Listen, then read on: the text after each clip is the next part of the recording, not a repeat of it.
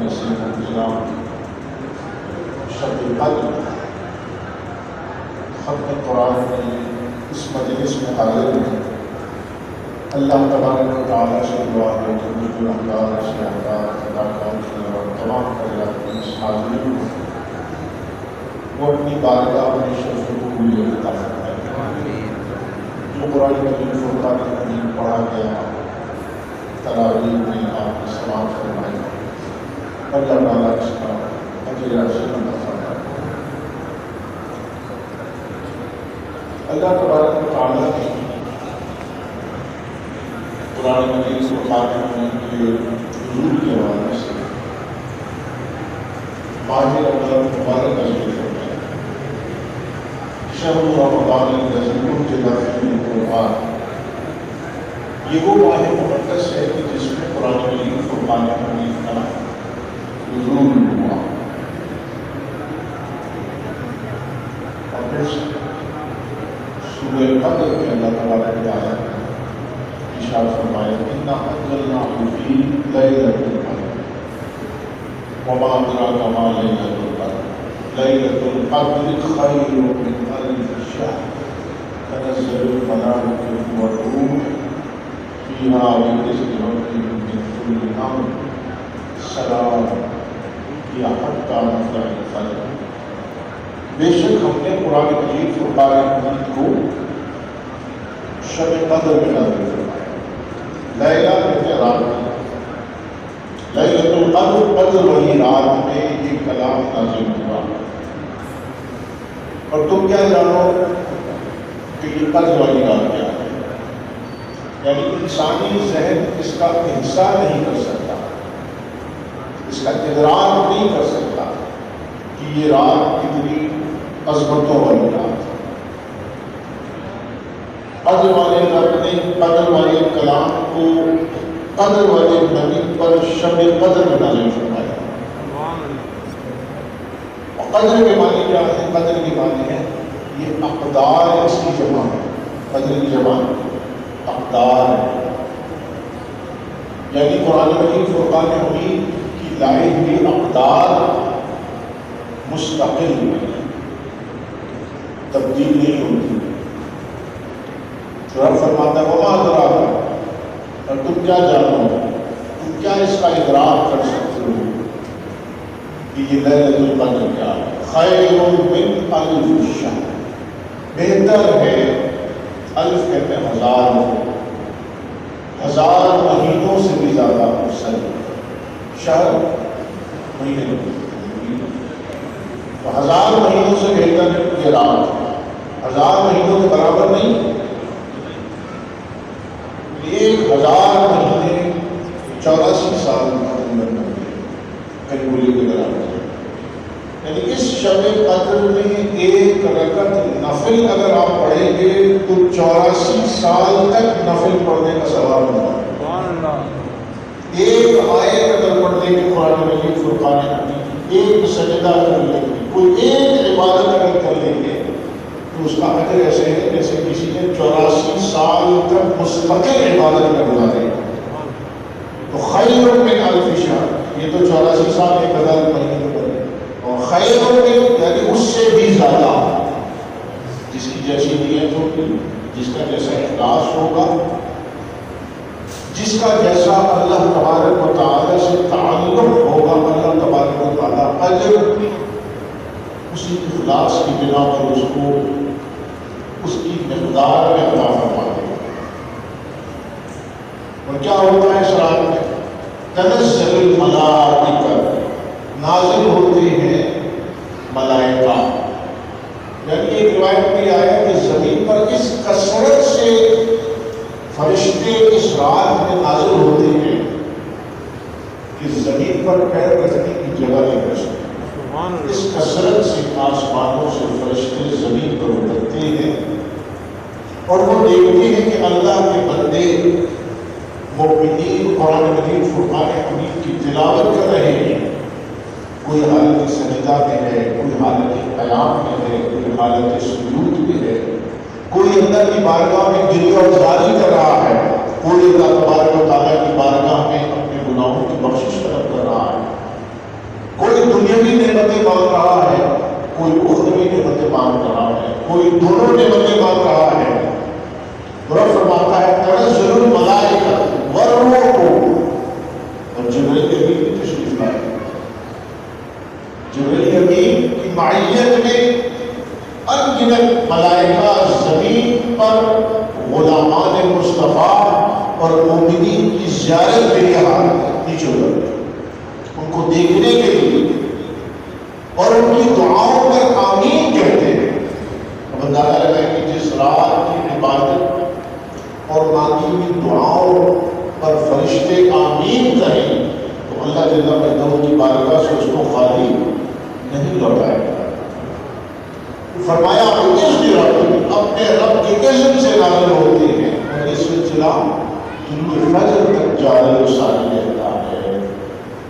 تو یہ قدر والا کلام آپ دیکھیں سابقہ کتب جتنی بھی اللہ تبارک و تعالیٰ نے نازل فرمائی، کئی روایت میں آیا تھا 104 کتابیں نازل فرمائی، کئی آتا ہے کہ 300 سے زائد صحائف نازل فرمائے۔ جتنے بھی صحائف اللہ تبارک و تعالیٰ نازل فرمائے، پھر اس میں معروف توریت ہے، زبور ہے، انجیل ہے۔ کسی کتاب نے یہ دعویٰ نہیں کیا وہ ویکتی میں جانب اللہ، یعنی خمسہ موصلی جس کو کہتے ہیں، حضرت موسیٰ علیہ السلام کی جو کتاب نازل ہوئی اب اس کو یہودی خمسہ موصلی کے نام سے جانتے ہیں۔ سیلس آف ڈیوڈ زبور ہے، توراہ ہے، اور انجیل اب بائبل ہے، اس میں کچھ چیپٹر اولڈ ٹیسٹمنٹ کے بھی ہیں توریت کے، تو کچھ چیپٹر انجیل کے بھی ہیں، اور الگ سے بھی انجیل ملتی ہے مارکیٹ کر رہے ہیں۔ نہ خمسہ موصلی میں کوئی ایک آیت ایسی ہے جو یہ کہتی ہے کہ یہ کتاب یہ توریت ہے، کوئی ایک آیت بھی ایسی نہیں جو یہ اعلان کرتی ہو کہ یہ توریت ہے۔ انجیل میں کوئی ایک آیت ایسی نہیں جو یہ اعلان کرتی ہو کہ یہ کتاب انجیل ہے۔ زبور میں کوئی ایک ایسی آیت نہیں جو اعلان کرتی ہو کہ یہ کتاب زبور ہے۔ یہ کتاب لا ریب فیہ اور قرآن مجید فرقان حمید کیا ہے، اس میں کسی شک و شبہ کی گنجائش نہیں۔ ذالک الکتاب لا ریب، اس میں کوئی شک نہیں ہے۔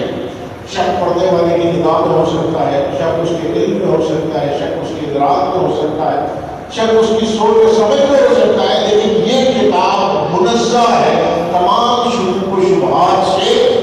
اور قرآن مجید فرقان حمید میں 70 مقامات پر قرآن مجید فرقان حمید نے اپنا اعلان کیا ہے کہ یہ کتاب قرآن مجید فرقان حمید ہے جو اللہ نے نازل کی ہے۔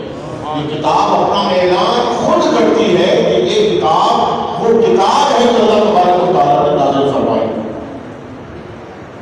تو پہلی چیز تو یہ کہ اس کا نام من جانب اللہ ہے، اس کتاب کا نام آج خود قرآن نے اپنا نام واضح کیا ہے کہ وہ کیا ہے۔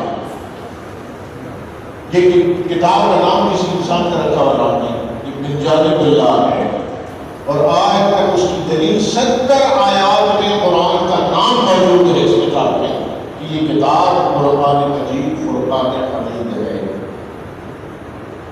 اقدار والی کتاب آئی، یعنی اس کی اقدار پڑھنے رہتے ہیں۔ سرکار دو عالم نور صلی اللہ علیہ وسلم نے ارشاد فرمایا ایک قرآن کا ظاہر ہوتا ہے اور ایک قرآن کا باطن ہوتا ہے۔ بنیادی طور پر ایک ظاہر ہے اور ایک باطن ہے۔ اب ظاہر کیا ہے؟ ظاہر میں یہ جو آیات، پھر دوسرے جو کلام نازل ہوئے، توریت ہو، زبور ہو، انجیل ہو، صحف ابراہیمی ہو،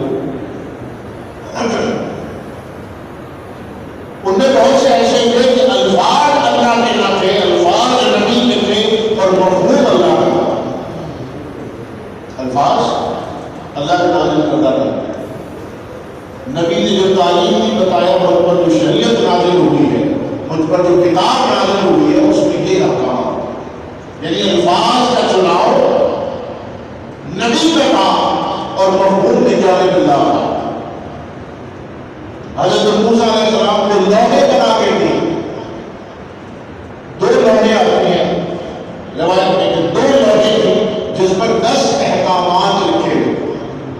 سورہ بقرہ کی ابتدائی آیات میں اللہ نے ان 10 احکامات کو بیان فرما دیا کہ ہم نے موسیٰ کو احکامات دیے تھے وہ یہ 10 آیات. تو کسی سے پوچھا جائے کہ آج ہم سے مسلم کی اتنی موٹی کتاب ہے اتنے سارے الفاظ کہاں سے آ گئے؟ 10 احکامات لکھے ہوئے تھے 2 دورے میں 40 دن میں کہ حضرت موسیٰ علیہ السلام کو حضور کو تشریف لے 40 دن آپ نے وہاں پہ اعتکاف فرمایا اور 40 دن کے بعد جب آپ واپس تشریف لائے تو اپنی قوم کو دیکھا کہ وہ بچڑے کی پوجا میں بڑھ چکی ہے.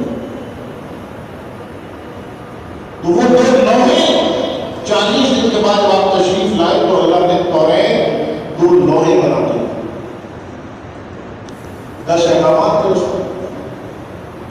اب باقی جو حکم لکھی گئی وہ کمنٹری تھی حضرت موسیٰ علیہ السلام جو بتاتے جاتے ہیں یہ حکم ہے اس کی یہ تفسیر ہے یہ حکم ہے اس کی یہ تفسیر ہے یہ حکم آیا اس کی یہ تفسیر ہے اس کو لکھا جانے لگا. اور وہ بھی حضرت موسیٰ علیہ السلام کے جانے کے بعد جو لوگ ان کے ساتھ رہے یہی دین کے ساتھ ہوا. اناجیل اربعہ جن کو عیسائی آج مانتے ہیں لوکا کی انجیل الگ ہے متی کی الگ ہے الگ الگ ورژن ہے کنگ جیمز ورژن الگ ہے. یہ وہ یادداشتیں ہیں جو کہ انبیاء کرام کے جانے کے بعد کافی سالوں کے بعد لکھی گئی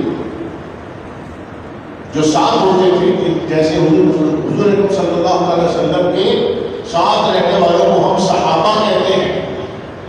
اس طرح وہ حواریین ان کو کہا جاتا تھا جو حضرت عیسیٰ علیہ السلام کے ساتھ رہتے ہیں اس طرح حضرت موسیٰ علیہ السلام کے ساتھ.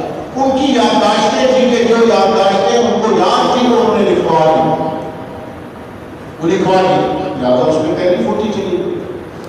تو قرآن مجید فرقان حمید کی کوئی ایک آیت بھی ایسی نہیں جو سرکار دو عالم نور مجسم صلی اللہ علیہ وسلم نے اپنی ظاہری حیات مبارکہ میں صحابہ کو لکھوا کر دیا. یعنی لکھا ہوا قرآن پورا موجود تھا وہ ایک متفرق تھا کچھ پتوں پر تھا کچھ لکڑی پر تھا کچھ ہڈیوں پر تھا. بعد میں وہ مستقل کیا گیا اور حضرت ابوبکر صدیق رضی اللہ عنہ کے دور میں قرآن مجید فرقان حمید کو ایک کتابی شکل دے دی گئی. لیکن کوئی ایک حد بھی یہ نہیں کہہ سکتا کہ اس میں شک و شبہ ہے کہ یہ اللہ نے نازل کیا تھا یہی لفظ نہیں. الحمدللہ کے الف سے والناس کی سین تک ایک ایک حرف قرآن کریم فرقان حمید کا بن جانے ملا. اور دیکھیں سابقہ انبیاء پر حضرت موسیٰ علیہ السلام کو بتایا اللہ نے جب توحید دینے کا ارادہ فرمایا اللہ نے جب توحید دینے کا ارادہ فرمایا تو موسیٰ علیہ السلام کو کوہ طور پر بلایا اور کوہ طور پر 40 دن کا اعتکاف فرمایا 40 دن کے روزے رکھے. یہودیت میں 40 دن کے روزے بعد میں انہوں نے اور بڑھا دی. جس نبی کو جو کتاب دی گئی اس کو مقررہ جگہ میں بلایا گیا مقررہ عبادت کروائی گئی مقررہ مقام پہ ٹھہرایا گیا پھر اللہ تبارک و تعالیٰ نے اپنی کتاب عطا فرمائی. اور کیا شان ہے سرکار دو عالم نور مجسم صلی اللہ علیہ وسلم کی کہ قرآن مجید فرقان حمید سفر میں بھی نازل ہوا حضر میں بھی نازل ہوا قیام میں بھی نازل ہوا جہاد میں بھی نازل ہوا میدان میں بھی نازل ہوا. اور سرکار دو عالم نور مجسم صلی اللہ علیہ وسلم غار حرا میں تو غار میں بھی نازل ہوا اور غار ثور میں بھی نازل ہوا. حتیٰ کہ بستر مبارک پر استراحت فرما رہے ہیں تو قرآن جبریل امین وہاں لے کر نازل ہوئے. اپنے حبیب کو مخصوص جگہ پہ نہیں بلایا جہاں جہاں نبی کا قدم پڑا وہاں وہاں اللہ نے اپنی وحی کو نازل فرمایا کہ یہ وہ نبی ہے جو امام الانبیاء ہے. اب سرکار دو عالم نور مجسم سب نے ارشاد فرمایا ایک قرآن کا ظاہر ہے ایک قرآن کا باطن ہے. ظاہر تو وہ ہے جو الفاظ ہیں یعنی لفظی قرآن حصی قرآن جس کو میں اور آپ اٹھاتے ہیں چومتے ہیں پڑھتے ہیں دیکھتے ہیں ایک قرآن کا ظاہر ہے اس کا ترجمہ ہو گیا پھر اس کی تفاسیر ہوئی. صحابہ کرام طبقہ تفاسیر میں سب سے اول درجہ جن صحابہ کرام کا تھا وہ حضرت علی کرم اللہ وجہ الکریم آج کی تفسیر اور حضرت عبداللہ ابن مسعود رضی اللہ عنہ اور حضرت ابن عباس رضی اللہ عنہ. یہ طبقہ مفسرین میں طبقہ اولا ہے صحابہ کرام جنہوں نے قرآن مجید فرقان حمید کی تفسیر کو لکھا. اب یہ تو ظاہر ہے اور قرآن کا مطلب کیا ہے؟ ظاہر یہ ہے کہ آپ نے الفاظ پڑھ لیے، جس کو عربی آتی ہے اس نے معنی سمجھ لی، تفسیر اٹھا کے پڑھ لی، جو قرآن کا ظاہر ہو گیا، جس میں ملت کے، حرمت کے، زندگی کے نجی مسائل سے متعلق تمام تر ہدایات قرآن مجید فرقان حمید میں موجود ہیں۔ کیا فرمایا اِنَّا أَنزَلْنَاهُ فِي لَيْلَةِ الْقَدْرِ، قدر والی رات میں قدر والا کلام نازل ہوا، یعنی اس کی تعلیمات کبھی تبدیل نہیں ہوگی۔ بنیادی طور پہ اسلام کے دو حصے ہیں، ایک ایمانیات کا حصہ ہے جس میں کوئی تغیر و تبدل قیامت تک نہیں ہو سکتا، اللہ پر ایمان، اس کے رسول پر ایمان، اس کی کتابوں پر ایمان، فرشتوں پر ایمان، قدر پر ایمان، موت کے بعد اٹھائے جانے پر ایمان۔ ایمانیات کے ضمن میں قیامت تک کوئی تغیر و تبدل نہیں آ سکتا۔ 5 وقت کی نماز کو کوئی 6 وقت کی نہیں کر سکتا، کوئی 4 وقت کی نہیں کر سکتا، 30 روزے کو کوئی نہیں کہہ سکتا کہ مصروفیت زیادہ ہو گئی یا 25 رکھ لو، ایسا کرو پھر سردیوں میں رکھے جائیں گے، حج کا جو ہے جو مہینہ اس کو تبدیل کر دو، کوئی تغیر و تبدل عبادات میں ایمانیات کے ضمن میں قیامت تک نہیں ہو سکتا۔ یہ پرماننٹ ہے، یہ اسلام کا وہ حصہ ہے، وہ جز ہے جس کو قیامت تک کوئی اتنا بڑا مجتہد کیوں نہ آ جائے وہ اس میں کوئی تبدیلی نہیں کر سکتا۔ یہ جو بولی ہوتے ہیں آپ خالی ہوتے ہیں، یہ کیا کرتے ہیں؟ یہ کہتے ہیں ہمارا جو امام ہے نا اس کو اختیار ہے قرآن میں تغیر و تبدل کرنے کا مطلب، لیکن قرآن کے حکم کو جب وہ چاہے منسوخ کر دے، جس حکم کی چاہے اجازت دیتے اور جس حکم کی چاہے وہ منع کرتے، اس کو اختیار ہے۔ لیکن ہمارے یہاں اسلام میں کسی مجتہد کو، حتیٰ کسی صحابی کو بھی اختیار نہیں ہے قرآن مجید فرقان حمید کے کسی حکم کو معطل کر دے یا منسوخ کر دے۔ عبادات کو کوئی کمی ہو سکتی ہے نہیں، ایمانیات کو کوئی کمی زیادتی ہو سکتی ہے نہیں، یہ اختیار جو شارع کا ہے، یعنی شریعت کو تشکیل دینے کا اختیار، وہ صرف اللہ کے نبی کو ہے۔ ایک صحابی نے پوچھا نا حج کے موقع پر، یا رسول اللہ کیا ہر سال حج فرض ہے؟ صحابہ نے جب سوال کیا تو سرکار دو عالم نور جسم صلی اللہ علیہ وسلم خاموش ہے، فرمایا زندگی میں ایک بار شاہد استدار پر فرض ہے۔ پھر دوبارہ پوچھا، پھر تیسری بار پوچھا تو سرکار دو عالم نور جسم سے ارشاد فرمایا اگر میں کہہ دوں ہاں ہر سال تو ہر سال کے اوپر فرض ہو جائے گا۔ یہ اختیار اللہ کے نبی کو اور کسی کو نہیں تھا۔ وہ شارع بھی ہے اور شارع بھی ہے، وہ تفسیر بھی قرآن کی فرماتے ہیں، تفسیر بھی بیان فرماتے ہیں، وہ شرح بھی بیان فرماتے ہیں، اور وہ شریعت کو تشکیل بھی دیتے ہیں۔ جس طرح بیٹھ گئے شریعت بن گئی، جس طرح مسکرا دیے شریعت بن گئی، جس طرح قیادت ترامل فرما لیا شریعت بن گئی، جس طرح فرض نماز کو ادا کر دیا وہ شریعت بن گئی۔ حتیٰ کہ فرض بھی ادا کرنا ہو تو ادائے مستقبلی میں اگر ہوگا وہ فرض ادا تو اللہ اس کو قبول کرے گا ورنہ قبول نہیں کرے گا۔ یعنی ادائے مصطفیٰ کو حجت بنا دیا، سنت مصطفیٰ صلی اللہ علیہ وسلم کو اللہ نے حجت بنا دیا کہ جو میرے نبی کے طریقے سے ہٹ کر اگر عبادت نہیں کرے گا تو وہ عبادت تو وہ اللہ کی کر رہا ہوگا، دعوت تو اللہ سے محبت کا کر رہا ہوگا، لیکن اللہ کو وہ عبادت بھی قبول نہیں جو نبی کے طریقے سے ہٹ کر ہو۔ تو یہ قرآن مجید فرقان حمید کا ایک ظاہر ہے، اور ظاہر میں یہ احکامات انفرادی زندگی ہو، اجتماعی زندگی ہو، معاشی زندگی ہو، معاشرتی زندگی ہو، عالمی تناظر میں معاہدات ہو، آئین کی تشکیل ہو، خارجہ پالیسی ہو، داخلہ پالیسی ہو، مسلمانوں کے آپس کے نزاعات ہو، فیملی لاز ہو، تجارت کا طریقہ ہو، کچھ بھی ہو، یہ ظاہری احکامات بیان کر سکتے ہیں۔ تو یہ قرآن کا باطن کیا ہے سوال یہ پیدا ہوتا ہے، ظاہر میں تو سب کچھ آ گیا۔ قرآن مجید فرقان حمید کے الفاظ آ گئے، ظاہر میں قرآن مجید فرقان حمید کا ترجمہ ظاہر میں آ گیا، قرآن مجید فرقان حمید کی تفاسیر اور احکامات حلت و حرمت کے آیات محکمات وہ ساری آ گئی، جس میں سے تمام قانون کا نفاذ ہوتا ہے اور قانون تشکیل پاتا ہے۔ ظاہر ہو گئی یہ باتیں کیا ہے، سمجھ لیجیے، آسان سی مثال آپ کو اس سے سمجھ میں آ جائے۔ کمپیوٹر ایسی چیز ہے کہ اس وقت ہر ایک اس سے آشنا ہے۔ کمپیوٹر کا ایک ظاہر اور ایک باطن ہے، ایسے جو لوگ کمپیوٹر سے متعلق ذرا تھوڑا سا جانتے ہیں یہ بات اچھی طرح جانتے ہیں، تو کمپیوٹر پہ آپ کام کریں تو آپ کی اسکرین پر جو آپ لکھ رہے ہو جو آ رہا ہوگا، کیا کمپیوٹر یہی لینگویج سمجھتا ہے؟ نہیں۔ جب آپ کمپیوٹر پہ اللہ لکھتے ہیں یا اے لکھتے ہیں یا بی لکھتے ہیں یا کوئی کمانڈ دیتے ہیں تو کمپیوٹر کی ایک داخلی زبان بھی ہے، باطنی زبان بھی ہے، اور وہ ہے بائنری لینگویج۔ آپ جو بھی کمانڈ کمپیوٹر کو دیتے ہیں، کمپیوٹر اس بائنری لینگویج میں اس چیز کو سمجھتا ہے اور پھر مطلوب کا رزلٹ آپ کو دے دیتا ہے۔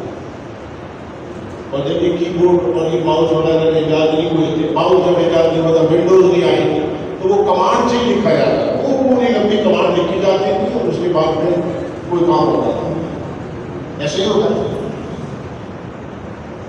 بعین ہی قرآن مجید فرقان حمید سمجھانے کے لیے آپ کی گوش گزار کرتا ہو، ایک قرآن کا ظاہر ہے، قرآن نے کہا ہدی للناس، ایک وہ ہدایت ہے جو ہر خاص و عام کو ملے گی۔ ہندو بھی قرآن کو اٹھا کے پڑھے گا تو کہے گا بابا کتنی اچھی کتاب ہے، انگریز بھی اٹھا کے پڑھے گا تو کہے گا اس میں بڑی اچھی بات ہے۔ اور ایسا ہوا، بہت سے مستشرقین نے، بہت سے غیر مسلموں نے قرآن کے ترجمے بھی کیے، قرآن پر تحقیق بھی کی، عربی کو سیکھا، اور سیکھنے کے بعد انہوں نے قرآن کا مطالعہ کیا اور واقعی سے اچھی کوئی کتاب ہے، لیکن میجورٹی ان کی ہے جنہوں نے قرآن کو پڑھا، سمجھا، غیر مسلموں نے لیکن مانتے نہیں۔ اصولی طور پر جب قرآن کو پڑھ لیا اور یہ جان لیا کہ اس میں اچھی بات ہے تو مان لینا چاہیے۔ یہ بات آ گئی کہ وہ قرآن کا ظاہر دیکھ لیا، آگے تک نہیں پہنچا، کیوں نہیں پہنچے؟ قرآن کا ظاہر، قرآن کے الفاظ، ترجمہ، تفسیر، اور وہ ظاہری اور دنیاوی علوم ہے بے شک، لیکن قرآن مجید فرقان حمید کی انٹرنل لینگویج، قرآن کا کاتب در حقیقت زبان ہے عشق مصطفیٰ صلی اللہ علیہ وسلم، جو عشق مصطفیٰ کی زبان تک پہنچ جاتے ہیں، قرآن مجید فرقان حمید ان پر اپنے چیپٹر کو کھولتا ہے۔ جو عشق مصطفیٰ سے آئی ہے قرآن مجید، جو آپ دیکھیں ہم لوگ عام طور پہ یہی کہتے ہیں یار یہ لوگ قرآن مجید کو کیا پڑھتے نہیں ہیں، کیا ان کو سمجھ نہیں آتا، حدیثیں ان کے سامنے ہیں، قرآن مجید کی آیات ان کے سامنے ہیں، اللہ کے نبی کی شان ان کے سامنے ہے کہ اللہ کے نبی نے انگلی کے اشارے سے چاند کو 2 ٹکڑے کر دیا، یہ تو قرآن مجید فرقان حمید میں بھی ہے، صحیح احادیث میں موجود ہے کہ کنکریوں نے بھی کلمہ پڑھ لیا، بکریوں نے بھی کلمہ پڑھ لیا، اونٹ بھی آگے سجدہ ریز ہو گیا، چڑیوں نے بھی آگے فریاد کر لی، اور پتھر بھی پانی پر چلنے لگا، درخت بھی سر سجود ہو گئے، جاءت لدعوته الاشجار ساجدة تمشي الیہ علی ساق بلا قدم، کہ درخت اپنی جگہ چھوڑ کر زمین کو پھاڑتا ہوا سرکار دو عالم نور مجسم صلی کی خدمت میں حاضر ہو گیا۔ جو یہ کہتے ہیں یہ تو معجزات ہم نہیں مانتے، یہ معجزات ہم نہیں مانتے، سر سید احمد خان سب سے بڑے سب ہیں نیچریت کا بھی، یہ نیچریت کیا ہے، یہ نیچرلزم کیا ہے، وہ کہتے ہیں جو چیز دماغ میں آ جائے اس کو تو صحیح مانیں گے، جو دماغ میں نہیں آئے گی اس کو صحیح نہیں مانیں گے۔ اور فطرت کے قوانین میں تو ایسا نہیں ہوتا کہ درخت چلتا ہو، لہٰذا یہ کیسے مانتے ہیں معجزہ ہو، حالانکہ وہ معجزے کا لفظ ہی یہ ہے جو عاجز کر دے، جس سے عقل عاجز آ جائے، جو پاسبلٹیز سے ہٹ کے ہو، جو ممکنات سے ہٹ کے ہو، وہ کہتے ہیں چاند کے 2 ٹکڑے ہوئے تھے تو نہیں مان سکتے، تو فطرت کے خلاف ہے، انگلیوں سے پانی کا نکلنا فطرت کے خلاف ہے، سائے کا نہ ہونا فطرت کے خلاف ہے، تو جو فطرت سے عین مطابقت رکھتا ہے اسے مانیں گے، جو فطرت کے مخالف ہوگا اسے نہیں مانیں گے۔ تو قرآن تو وہ بھی پڑھ رہا ہے، حدیث تو وہ بھی پڑھ رہا ہے، بڑی بڑی کتابیں تو وہ بھی لکھ رہے ہیں، سر سید نے کیا تفسیر نہیں لکھی، سر سید احمد خان تفسیر سر سید احمد خان راجو موجود ہے، اٹھا کے دے، جنت کا انکار، دوزخ کا انکار، فرشتوں کا انکار، جنوں کا انکار، ان تمام چیزوں کا انکار کر دیا، تو بھائی حکم میں آنے والی باتیں یہ ان سے صرف انسان کو سمجھانے کی کوشش کی گئی ہے، حقیقت میں کا کوئی تعلق نہیں۔ کیوں تمہارے دماغ میں نہیں آ رہی بات یہ؟ تو بات یہ ہے کہ تم نے قرآن کی پہلی لائن سورۃ بقرہ کی پہلی لائن صحیح سے نہیں پڑھی، الذین یؤمنون بالغیب، مومن کی نشانی یہ ہے کہ جو چیزیں چھپی ہو اور نبی کہہ دے کہ وہ غیب کی خبر دینے والا، اگر خبر دے دے کہ اللہ ہے بھلے تم نے نہ دیکھا ہو لیکن نبی کے دیکھے پر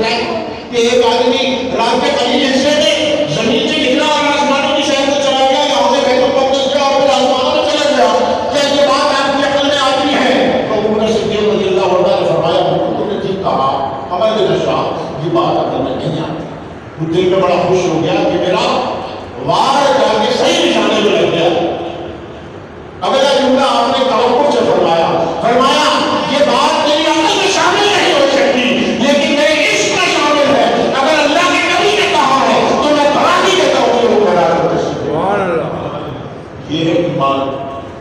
تو قرآن کا باطل کیا ہوا؟ قرآن کا باطل عشق مصطفیٰ ہوا۔ اب اگر قرآن تم نے اس سے پڑھا جو قرآن کے باطل تک نہیں پہنچ سکتا تو وہ تمہیں قرآن کیا پڑھائے گا؟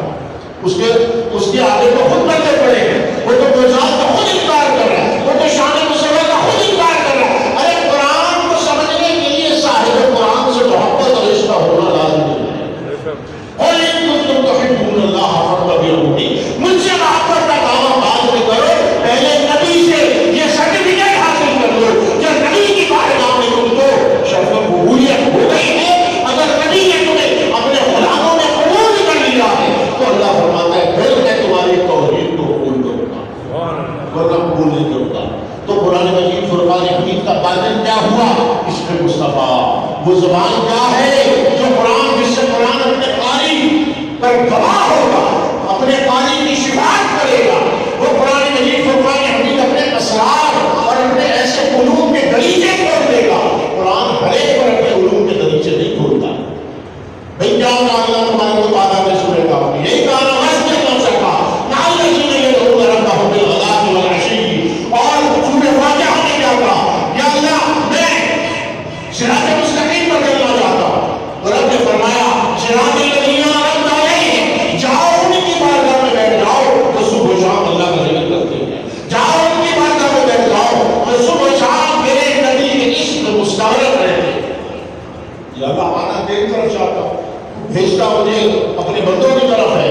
تو رب فرماتا ہے کہ میں تمہیں مسجدوں میں فقط نہیں ملوں گا، میں تمہیں اللہ کے ولی کے دلوں میں ملوں گا، ان کی مجلس میں ملوں گا، ان کے عمل میں ملوں گا۔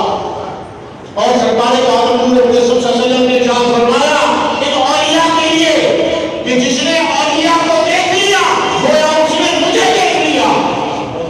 اتنا بڑا مقام ہے اولیاء کا، جنہوں نے اولیاء کی زیارت کر لی۔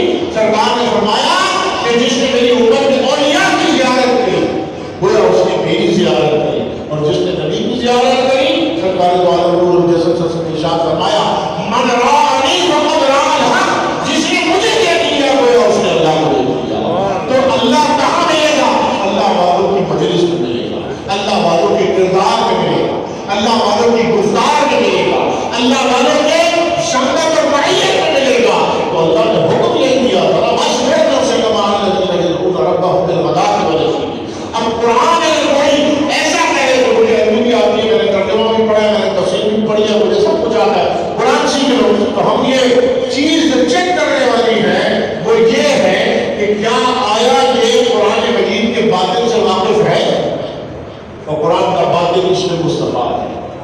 زبان کیا ہے قرآن کے باطل کی؟ عشق مصطفیٰ ہے۔ میں ترجمہ بہت سے نے کیا، جن کے پاس عشق نہیں تھا، جن کے پاس ادب نہیں تھا، انہوں نے ترجمہ میں غلطیاں کری، اللہ کی بارگاہ میں بھی گنہگار ہوئے اور اللہ کے نبی کی بارگاہ میں بھی گنہگار ہوئے۔ کیا ترجمے ایسے نہیں ہوئے کہ محمد اپنے آپ کو گمراہ پایا نقلی کفر نمائشیں؟ یہ ترجمہ کون کر سکتا ہے؟ یہ وہ کر سکتا ہے جس کے پاس عشق نہ ہو، جو عشق والا ہے وہ یہ ترجمہ کیسے کرے گا؟ وہ یہ ترجمہ کہتا ہے لغت نہیں۔ اب بات یہ ہے تم تو ظاہر میں پھنسے رہے نا، لغت میں بھی اگر تم دیکھ لیتے تو تم اس میں سے محبت کا پہلو نکالتے اور دیکھتے کہ بارگاہ مصطفی کا ادب کیا ہے، یہاں ترجمہ کیا ہوگا، یہاں ترجمہ کیا ہوگا؟ لیکن ترجمہ کیا ڈالا قرآن مجید فرمان حمید کا کہ ہم نے اے نبی آپ کے اگلے پچھلے گناہ معاف کر دی۔ ماذ اللہ سبحانہ قرآن یہ کہتا ہے ما ضل صاحبکم وما غوی، یہ جو تم نے میرے نبی آئے نہ کبھی بھٹکے نہ کبھی گمراہ ہوئے، اور یہ کہتا ہے گمراہ پایا جانا۔ اب صحیح بات کس کی؟ اللہ کی ہے نا۔ تو بات یہ ہے قرآن اس سے سنیں، قرآن اس سے سمجھیں، قرآن اس سے سیکھیں جو اللہ کے نبی کی بارگاہ کا ادب جانتا ہے، ورنہ وہ کہے گا قرآن تو بھائی ہر ایک کے لیے ہے، تو قرآن تو کرسچن بھی پڑھ رہا ہے، قرآن تو یہودی بھی پڑھ رہا ہے۔ میں نے پہلے بھی آپ کو گوشت دان کیا تھا، گورنمنٹ میں ایک بہت بڑی یونیورسٹی ہے، بڑی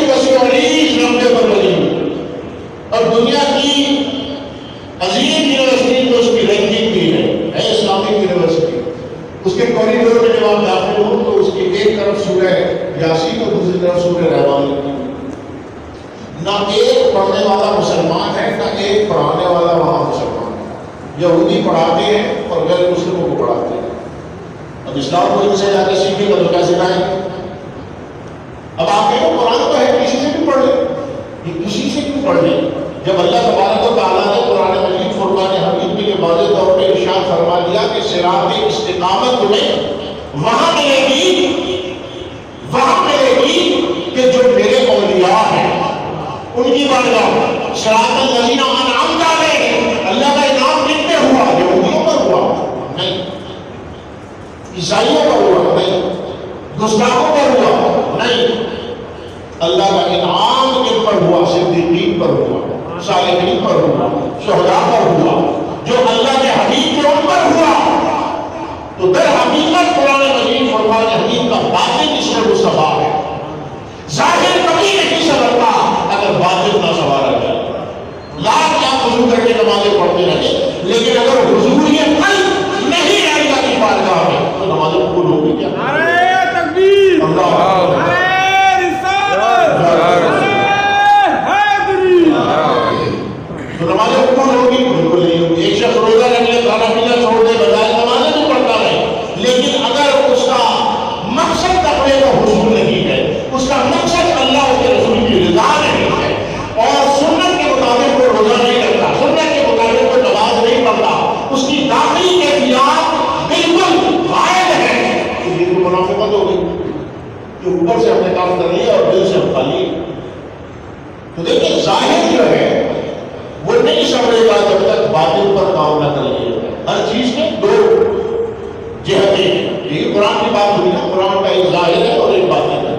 تو قرآن کا باطن وہ حسن ہے, وہ عشق مصطفیٰ ہے, وہ ادب ہے کہ اللہ تبارک و تعالیٰ نے صحابہ کرام سے فرما دیا لا ترفعوا اصواتکم فوق صوت النبی. میرے نبی کی آواز پر اپنی آواز کو بھی بدل نہ کرنا. ان تحبط اعمالکم, ایسا نہ ہو کہ تمہارے اعمال ضائع ہو جائیں اور تمہیں اس کا شعور ہی نہ ہو. نبی کی بارگاہ کے ادب کے بغیر قرآن آ سکتا ہے؟ نہیں آ سکتا, بالکل نہیں آ سکتا. تو اللہ تبارک و تعالیٰ سے دعا ہے کہ اللہ تبارک و تعالیٰ ان سے قرآن مجید فرقان حمید سیکھنے کی توفیق عطا فرمائے جو قرآن کے باطن سے واقف ہے, جو عشق مصطفیٰ سے لبریز ہے. وہ تمہیں جب قرآن سکھائیں گے تو قرآن اپنے اسرار کھولے گا. قرآن ہر ایک پر اپنے چیپٹرز نہیں کھولتا. قرآن آئے کو پہچانتا بھی ہے, جانتا بھی ہے. روز قیامت گواہ کر کر آئے گا جس نیت سے بولا. بہت سے لوگ قرآن پڑھ کے گمراہ ہو جاتے ہیں, اور یہ میں نہیں کہتا, یہ خود قرآن مجید فرقان حمید یہ اعلان کرتا ہے یضل بہ کثیرا ویہدی بہ کثیرا. قرآن کہتا ہے بہت سے ایسے ہیں جو اس کتاب کو پڑھ کے گمراہ ہو جاتے ہیں. وہ کون ہیں؟ فاسقون, جن کے دلوں میں فسق ہے, جن کے دلوں میں تشکیک ہے, جو بارگاہ مصطفی کا ادب نہیں جانتے. وہ قرآن تو پڑھیں گے لیکن ان کے حلق سے نیچے نہیں اترے گا. وہ نمازیں تو پڑھیں گے, سرکار دو عالم نور صلی اللہ علیہ وسلم نے نشانیاں بتائیں. ایسے گروہ پیدا ہوں گے جو کثرت سے نمازیں پڑھیں گے, اور ایسی نمازیں پڑھیں گے جو ان کو اپنی نمازوں کو شرما دیں گے. ایسے گھڑی ترانے رکھیں گے, ایسے نماز کے پابند ہوں گے, لیکن سرکار دو عالم نور صلی اللہ علیہ وسلم نے ارشاد فرمایا وہ دین سے ایسے نکلے ہوئے ہوں گے جیسے تیر شکار نکل جاتا ہے, جیسے تیر تمام سے نکل چکا ہوگا کہ واپس نہیں پلٹتا. وہ پھر پلٹنے والے نہیں. اور پھر آپ نے فرمایا ان کے قیامت کی نشانیوں میں ان گستاخوں کا اور منافقوں کا آخری گروہ دجال کے ساتھ ہو جائے گا اور ان کے ساتھ نکلے گا. اعلان کرتے ہوں گے اسلام کا, اعلان کرتے ہوں گے ایمان کا, اعلان کرتے ہوں گے قرآن کا. یہ واضح حدیث موجود ہے کہ سرکار دو عالم نور صلی اللہ علیہ وسلم نے ارشاد فرمایا میرے بعد ایسے لوگ نکلیں گے تو ہاتھوں میں قرآن کو اٹھائیں گے اور کہیں گے یکفی القرآن, ہمارے لیے قرآن کافی ہے بس. انسان کہے گا قرآن سے اچھی کیا چیز ہو سکتی ہے؟ بھائی صرف قرآن کی بات کرتا ہے تو قرآن کی بات صاحب قرآن کے بغیر نہیں ہو سکتی. جس اندھے اطہر میں قرآن نازل ہوا, اگر تجھے اس دل میں جگہ نہ ملی تو یاد رکھ تجھے جنت میں کوئی جگہ نہیں ملی. اگر اس بارگاہ سے کوئی قبول نہ ہوا تو اللہ کی بارگاہ سے بھی رد کر دیا جائے گا. تو در حقیقت قرآن کو اگر سمجھنا ہے تو صاحب قرآن کو پہلے سمجھنا، یہ کی ہے قرآن کو سمجھنا، یہ کی ہے قرآن کو سمجھنا.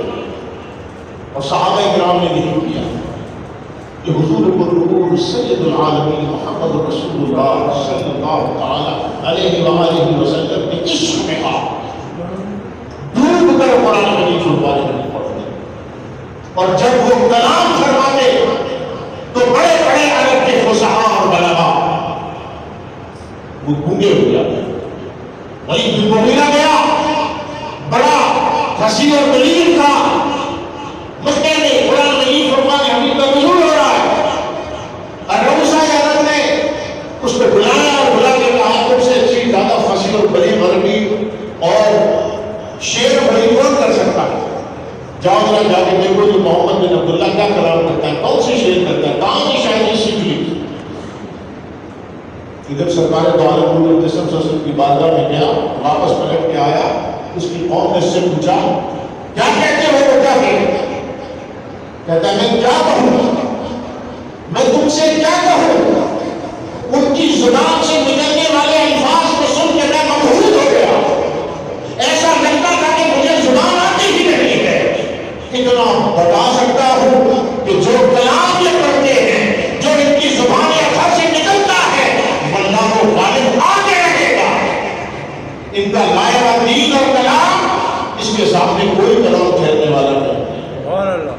تو جو مائیت اور سنگت کے گیا، جو سرکار کی صحبت کے گیا، وہ جا کے مبہوت ہو گیا اور سنتا ہی رہ گیا. اب صحابہ کرام نے کسی ہستی سے قرآن کو سیکھا، قرآن کو اترتے ہوئے دیکھا، قرآن کو سمجھا، لیکن اصل چابی جو قرآن کی تھی وہ کیا تھی؟ وہ تھی عشق مصطفیٰ صلی اللہ علیہ وسلم. تو اللہ تبارک و تعالیٰ سے دعا ہے کہ اللہ تبارک و تعالیٰ آج کی رات کی عبادتوں کو اپنی بارگاہ میں شرف قبولیت عطا فرمائے. قرآن کا میسج ختم قرآن ہر وقت تو پوری دنیا میں ہو رہا ہے، ختم قرآن کی وجہ سے ہو رہا ہے. تو قرآن کیوں آیا؟ چھوڑنے کے لیے آیا نہیں، یہ قرآن سمجھنے کے لیے آیا اور اپلائی کرنے کے لیے آیا. کسی کے پاس دوا ہو بہت اچھی اور وہ مخمل میں لپیٹ کر خوشبو لگا کر ہر ایک کو دکھاتا پھر کہ یہ ہر مرض کا علاج ہے، اور جو لے کے گھوم رہا اس کے اپنے اندر کئی امراض ہو. آپ کہیں تو بھائی پی لو تھوڑی سی، اتنی اچھی دوا ہے تو اس کو پیو، پیتے کیوں نہیں ہو؟ تو ہمارا رویہ قرآن سے وہ اس میں کوئی شک نہیں کہ قرآن کو محبت کی نگاہ سے دیکھنا بھی ثواب ہے، بغیر سمجھے پڑھنا بھی ثواب ہے، سننا بھی ثواب ہے. فرشتوں کا نزول ہوتا ہے جہاں پر میں قرآن ہو رہی ہو، فرشتے نازل ہوتے ہیں. صحابی نے آپ کو روح سے فرمایا رسول اللہ فرض کہ جب وقت میں قرآن مجید فرقان حمید کی تلاوت کر رہا تھا، وہ جو گھوڑے باہر کھڑے تھے وہ ہنہنانے لگے، وہ پریشان ہو رہے تھے، وہ بلک رہے تھے، وہ ہنہنا رہے تھے. سرکار دو عالم جسم سے ارشاد فرمایا فرشتوں کو نزول ہو رہا تھا اور وہ یہ دیکھ رہے تھے کہ آسمان سے فرشتے تمہاری تلاوت کو سننے کے لیے اتر رہے ہیں. جہاں قرآن مجید فرقان حمید کی تلاوت سنائی جائے، سنی جائے، قرآن پڑھا جائے، سمجھا جائے، سمجھایا جائے، وہاں پہ اللہ کی رحمتوں کا نزول ہوتا ہے. تو آج کی رات عبادت کی رات ہے، آج کی رات دعاؤں کی قبولیت کی رات ہے. ہماری دعائیں محدود ہو سکتی ہیں، ہماری جھولی محدود ہو سکتی ہے، اللہ کی عطا محدود نہیں ہے. تو ہم آج اپنی استغفار میں کریں اور ایک جملہ دوسروں کو دعاؤں میں اسی طرح یاد رکھیں جس طرح اپنے لیے دعا کریں. بلکہ ایک ولی کا تو قول یہ ہے کہ اگر تم دوسرے کے لیے اس جوش اور جذبے سے دعا کر لو جو اپنے لیے کرتے ہو تو اپنے لیے دعا کی ضرورت ہی پیش نہیں ہے. کیونکہ یہ حدیث ہے کہ جب کوئی مومن اپنے کسی بھائی کے لیے دعا کرتا ہے تو فرشتے اس کے لیے دعا کرتے ہیں.